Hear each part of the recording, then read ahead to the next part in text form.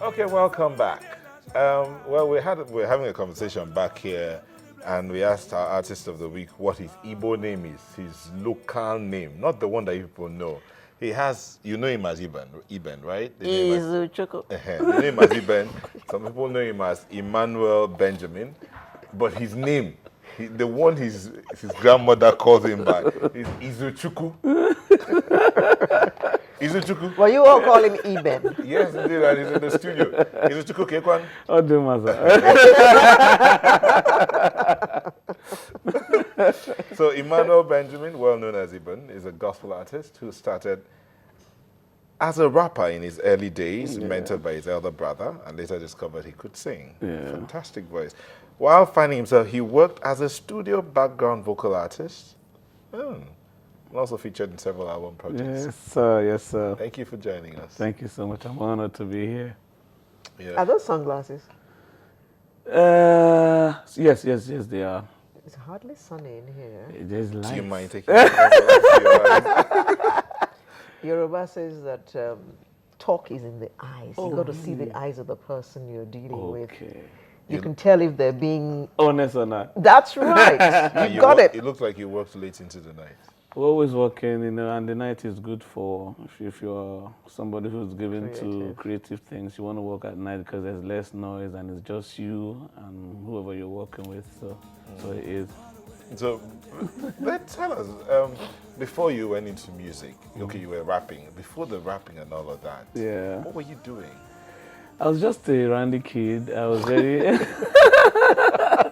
I was everywhere. I was very much into sports. I was a good footballer, and a lot of people thought I was going to go professional. And then I did a bit of acting. I still act, but I was so good. People thought I missed it when I started singing. Why? But so those are things that my family is a thespian family. We always there's art, there's creativity, there's comedy, sometimes we crack jokes till 1 a.m. at night, and everybody goes to bed. So it's just in the family, basically. This creative thing, yeah. Yeah.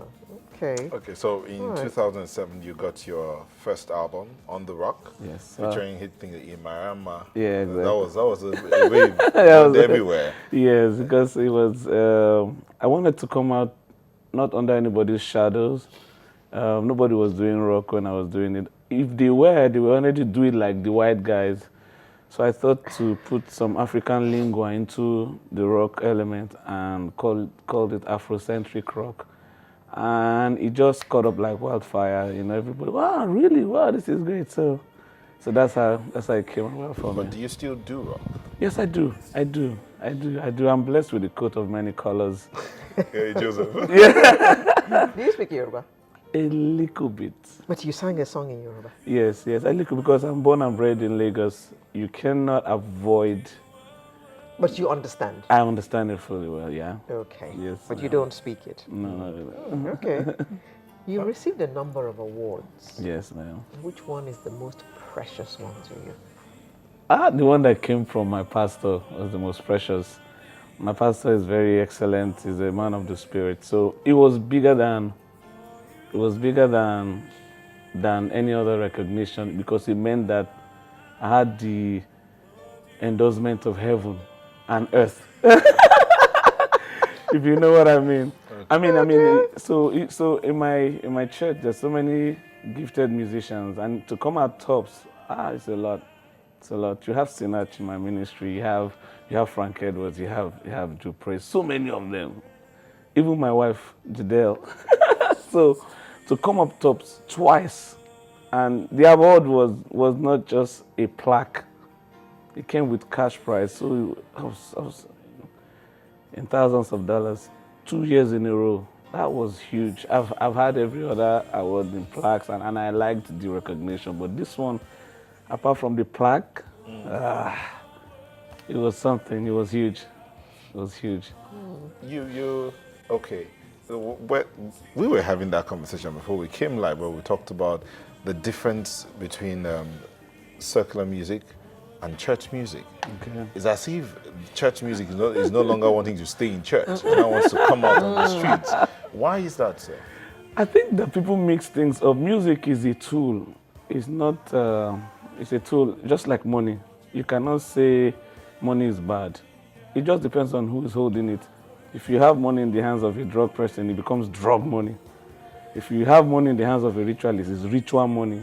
So it takes on the character of who's holding it. So the money itself is not a bad thing. Yeah, so music is a tool. It's not something you can say, church music, I don't know. Why did gospel music suffer before now? Because it wasn't given much attention. People go, it's church. But if it sounds right, it can enter any quarters. Even disco. Yes, it will enter. So because it's a tool, it's not the message that makes it either gospel or secular. We'll come back. Let's see this video.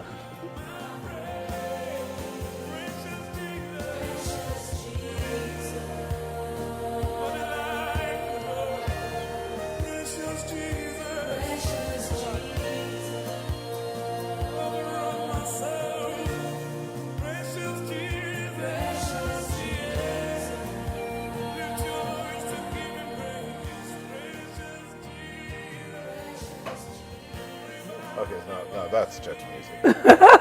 Okay. Rich voice. Rich voice. I love that. The first time I heard you, I remember telling my wife, and my wife loves rock. Okay. So she was the one that heard you first. And Wow. played themselves. I was like, this voice is cracked. I can imagine the vocal cords are like aching and all that. How do you go? I think it's nature and nurture. When I started singing, I told you like my family is thespian family, so they were always singing. I was like almost the youngest, so every time I opened my voice to join them singing, keep quiet, don't spoil it, don't. So I wasn't the typical. So I started rapping. Rapping was easier because of my vocal disposition. So my older brother would go straight for me, and then I'll just go present it, and then after a while I discovered, I could sing. I could write. So he said, no, that's not hip hop, man. You gotta either sing or you rap. You can't be doing both of them. I said, but I can do both of them. So I started singing, and then the first place I sang was my youth fellowship. As I came in, they gave me an opportunity to sing a special number, and I sang.